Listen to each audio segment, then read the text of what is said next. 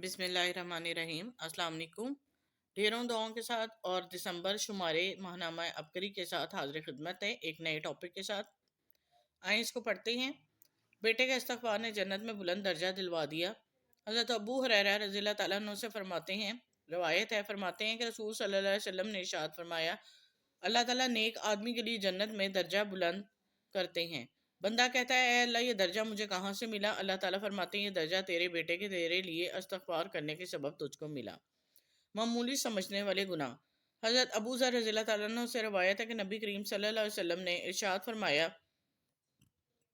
तीन किस्म के आदमी ऐसे हैं जिनसे अल्लाह ताला क़यामत के दिन बात ना करेगा, ना इन्हें देखेगा, ना इनका तज़किया करेगा, और इनके लिए दर्दनाक अज़ाब होगा। मैंने आज किया, या रसूलुल्लाह सल्लल्लाहु अलैहि वसल्लम, ये कौन से लोग हैं? ये नुकसान और खसारे में पड़ गए। नबी करीम सल्लल्लाहु अलैहि वसल्लम ने अपनी बात को 3 मरतबा दोहरा कर फरमाया, तहबंद को टखनों से नीचे लटकाने वाले, झूठी कसम खाने वाले, अपना सामान फरोख्त करने वाले और एहसान जताने वाले। जी, इसी में एक छोटा सा कॉलम और है, जायज़ ख्वाहिशात की तकमील पर अजर। हज़रत अबू ज़र रज़ियल्लाहु तआला अन्हु से रवायत है कि एक मरतबा नबी करीम सल्लल्लाहु अलैहि वसल्लम ने कुछ ऐसी चीज़ों का तज़किरा फरमाया जिस पर इंसान को सवाब मिलता है। इनमें अपनी बीवी के पास आने को भी जिक्र फरमाया। सहाबा कराम रज़ियल्लाहु तआला ने अर्ज़ किया, या रसूलल्लाह सल्लल्लाहु अलैहि वसल्लम, क्या इंसान को अपनी ख्वाहिश की तकमील पर भी सवाब मिलता है? नबी करीम सल्लल्लाहु अलैहि वसल्लम ने फरमाया, ये बताओ कि अगर वो गुनाहगार होता है तो इस पर अजाब ना होता? लोगों ने कहा, जी हाँ। नबी करीम सल्लल्लाहु अलैहि वसल्लम ने फरमाया, तो जिस तरह अजाब होता है इस तरह सवाब भी होता है। अब इस पेज के मेन टॉपिक की तरफ आते हैं। हाले दिल। एडिटर के कलम से जो मैंने देखा, सुना और सोचा, आए नस्लों में गुर्बत, बर्बादी और तंगदस्ती का राज जान लें। क्या हलाल और हराम की तमीज़ हो गई है और ये एहसास ना रहा कि मैंने क़यामत के दिन एक एक पैसे का हिसाब देना है। वो मेरे दवाखाने पे बैठे चाय की चुस्की लेकर कप टेबल पर रखते हुए बोले, और जो मैं पहले ही इनकी तरफ मुतवज्जा था, मजीद मुतवज्जा हुआ। कहने लगे कि हमारे माशरे में चोरी, बददियानती, बदनीयती बढ़ती जा रही है, जबकि पहले ऐसा नहीं था। लोगों के पास माल कम था लेकिन खुशहाल थे, मगर लगता है कि लोगों को खुदा याद नहीं रहा, अपना अंजाम भूल बैठे हैं। मैं इनकी बातें सुन रहा था, और ये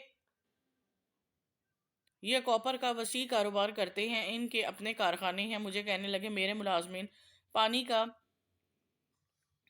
कूलर भर कर इसमें बर्फ़ डलवाने के गर्ज से बाहर ले जाते हैं, मगर वो इसमें कॉपर डालकर साथ ले जाते हैं, और पहले से मौजूद बंदा जो बाहर खड़ा होता है इसे कॉपर दे आते हैं। मज़ीद कूलर में तांबे की नूज़ल, बारीक बारीक पुर्जे जो जर्मनी और इंग्लैंड से आते हैं, डालकर ले जाते हैं।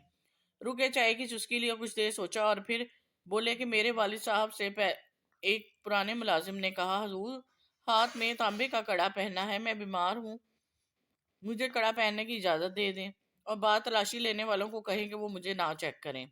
वालिद साहब ने पुराना मुलाजिम देखकर इजाज़त दे दी। 1.25 साल तक वो हमारा बाएतमाद साथी रहा।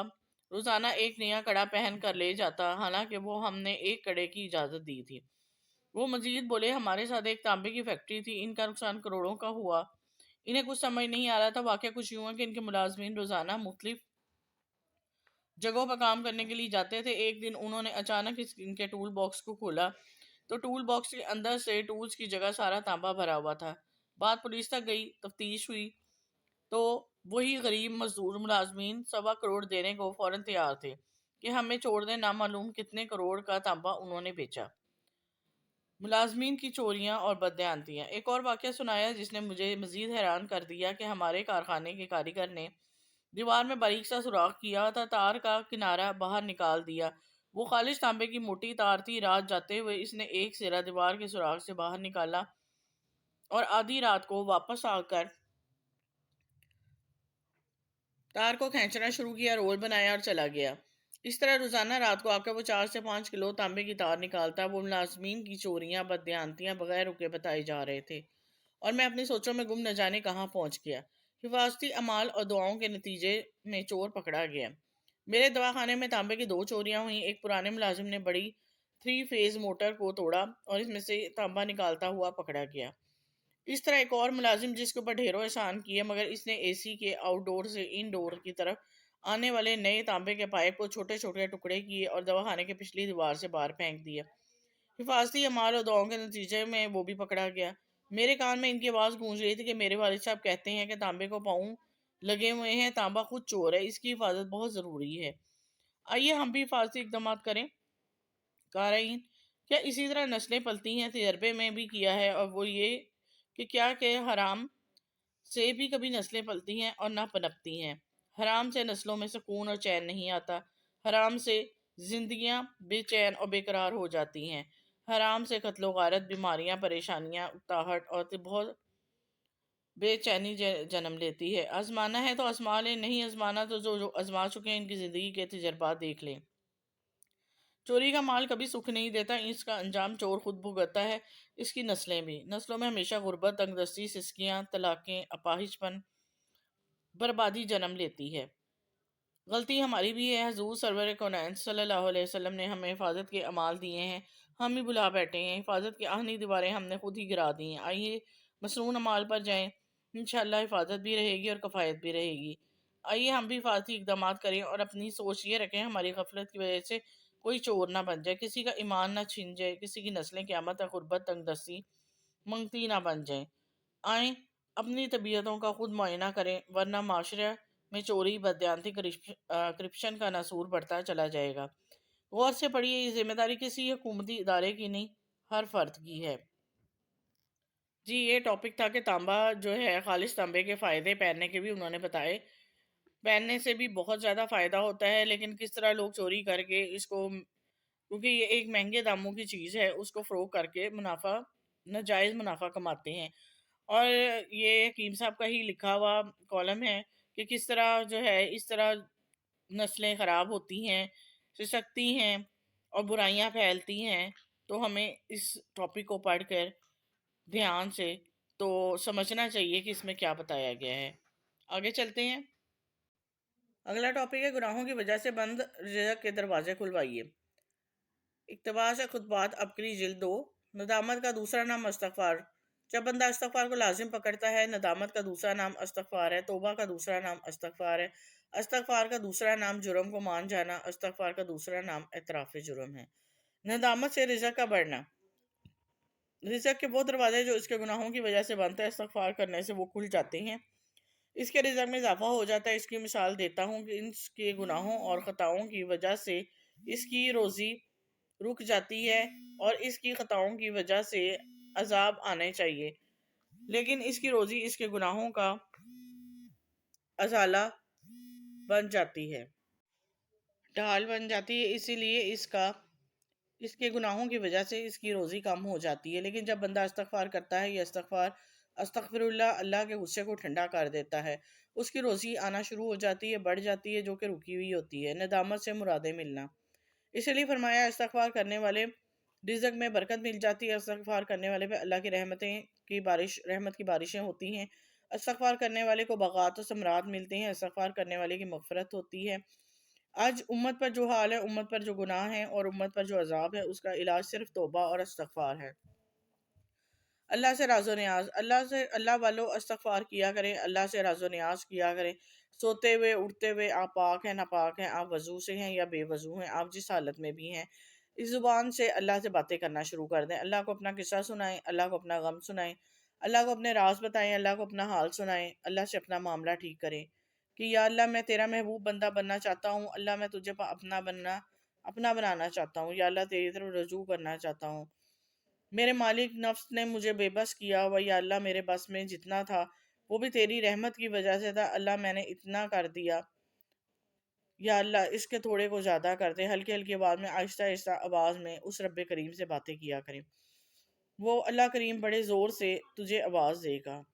بے شک بہت ہی اچھی دعا ہے جو حکیم صاحب نے ہمیں بتائی۔ آگے چلتے ہیں۔ بڑوں کی نسبت کی برکات۔ بڑوں کی نسبت کی برکات کہتے ہیں کہ جب بڑے دنیا سے رخصت ہو جائیں تو بڑوں کے غلام ہوتے ہیں، جو ان کے ساتھ نسبتیں قائم کرو، ان کے ساتھ مل کر بیٹھو، شاید ان کی برکت سے بڑوں کے انوارات مل جائیں۔ ان کی جو باتیں ہیں ان کو بیٹھ کر دہراؤ، ان کے قوانین، ان کے ملفوظات، ان کی باتوں کو بیٹھ کر دہراؤ۔ یاد دہانی مومن کا نفع۔ قرآن پاک میں اللہ تعالیٰ ارشاد فرماتے ہیں کہ اور نصیحت کرو، نصیحت کرنا مومن کو نفع دیتی ہے۔ جس چیز کو قرآن پاک فرما رہا ہے کہ مومن کو نفع دیتی ہے، اس میں نفع نہ ہو یہ ممکن ہی نہیں، اس میں ضرور بالضرور نفع ہوگا۔ میری ذات کو کوتاہی کی وجہ سے اگر اس میں نفع نہیں ہو رہا تو وہ میری اپنی کوئی کوتاہی ہو سکتی ہے۔ اللہ جل شانہ کے کلام میں، اللہ کے قرآن میں جس چیز کو نفع فرما دیا اس میں نفع ہی نفع ہے، 100% نفع ہے۔ بنیاد ہمیشہ نیت، دنیا زندگی کی بنیادیں ہمیشہ نیتوں پر ہوتی ہیں، اخلاص پر ہوتی ہیں۔ بعض لوگوں کے بڑوں کے ساتھ چلتے ہیں، ان کی نیت میں وہ طلب ہوتی ہی نہیں کہ ہم نے اللہ جل شانہ کی ذات عالی کو پانا ہے، دنیا مطلوب ہوتی ہے۔ پھر اگر دنیا مل جائے تو واہ واہ ہوتی ہے، اگر دنیا نہ ملے تو کہتے ہیں کہ ان کے پاس کچھ بھی نہیں ہے، کسی کے پاس کچھ نہیں ہے، سب کچھ اللہ کے پاس ہے۔ میرا اللہ چاہے تو کسی کے پاس کچھ ہو سکتا ہے، اور اگر میرا اللہ نہ چاہے تو اللہ کی قسم، اللہ کی قسم، اللہ کی قسم، کروڑ دفعہ قسم اٹھا کر کہوں گا کہ کچھ نہ ہوگا۔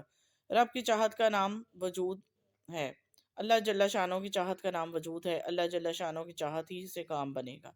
میرے اللہ چاہے گا تو کام بنے گا، میرا اللہ نہیں چاہے گا تو ہرگز کام نہ بن سکے گا۔ نیتیں بنیاد ہیں، اخلاص ہماری زندگی کی بنیاد ہے۔ ہر پل ہر لحظہ نیتوں کو ٹٹول ٹٹول کر چلے، اظہار سے نیکی کی ترغیب فرمایا، ایک ہی اظہار برائے ترغیب اور ایک ہی اظہار برائے تشہیر ہے۔ سمجھنے کی بات یہ ہے کہ جب کسی کے سامنے کوئی اللہ والے اپنی کسی نیکی کا اظہار کرے تو کر رہے ہوتے ہیں تو اس کے دو پہلو ہیں، تیسرا کوئی نہیں۔ یا تو یہ کہ اپنی شہرت چاہتے ہیں، یا لوگ مجھے بڑا کہیں، بزرگ کہیں، یا انہیں بھی نیکی کی ترغیب ہو جائے۔ وہ تو ہر بندے کے اپنے برتن کی بات ہے، وہ ان کی بات کو کس انداز سے لیتا ہے، وہ تو اندر کے من کی بات ہے اور دل کی پاکیزگی کی بات ہے۔ یہ ٹاپک جاری ہے، اگلے بھی شمارے میں انشاءاللہ آئے گا۔ ایک اور چھوٹا سا کالم ہے، وہ بھی پڑھ لیتے ہیں۔ خطبات عبقری کا مطالعہ کریں، تمہارے شوہر پر جادو میں نے کروایا ہے۔ محترم حضرت حکیم صاحب، السلام علیکم، اللہ تعالیٰ آپ کو اور آپ کی نسلوں کو اپنے حفظ و امان میں رکھے، آمین۔ ہمارے آپ سے ملاقات ہوئی تھی، آپ نے ہمیں درس میں شامل ہونے کو کہا، ہم تمام گھر والے درس میں باقاعدگی سے شریک ہوتے رہے۔ ابھی تک صرف ایک جمعرات میں غیر حاضر ہوئی، اس دن میری ساس اماں کی وفات ہوئی تھی، درس میں آنے کی برکت سے بہت سکون ملا، ہمارے بے شمار مسائل حل ہوئے، سب آہستہ آہستہ کر کے حل ہونا شروع ہو گئے۔ شوہر صاحب پر سخت کالا جادو تھا، درس میں شمولیت مسلسل شروع کی تو ایک جاننے والے خواب میں آئی، اس نے کہا میں تمہارے شوہر پر جادو کروایا ہے، تم نے جو کرنا ہے کر لو۔ اللہ کریم کا لاکھ شکر ہے کہ 3 مہینے کی سخت بیماری کے بعد ان کو صحت زندگی ملی۔ پھر میری بیٹی کے خواب میں کسی مرد نے کہا، اچھا تم لوگ نہیں مانتے، تمہارے بال کاٹ دوں گا۔ درس میں آنا نہ چھوڑا، اللہ پاک نے درس کی برکت سے میری بیٹی کی بھی حفاظت فرمائی۔ میری بڑی بیٹی کی شادی ہو چکی ہے، اس کے شوہر آسٹریلیا میں ہوتے ہیں، وہ بھی درس سنتے ہیں، اللہ کے فضل سے ان کے حالات بھی بہت بہتر ہو گئے ہیں، اور پہلے بہت پریشان تھے۔ جی یہ کچھ ٹاپک تھے جو میں نے آپ کو پڑھ کے سنائے، امید کرتی ہوں آپ کو اچھے لگے ہوں گے اور فائدہ بھی آپ بہت زیادہ لیں گے اس سے۔ میری چینل کو جو ہے اسلامک عبقری کی تعلیم کو سبسکرائب کرنا مت بھولیں، تاکہ آپ کو نئی اپڈیٹس ملتی رہیں۔ لائک اور شیئر بھی کیا کریں صدقہ جاریہ کے طور پر۔ اب تک کے لیے اجازت دیں، اللہ حافظ۔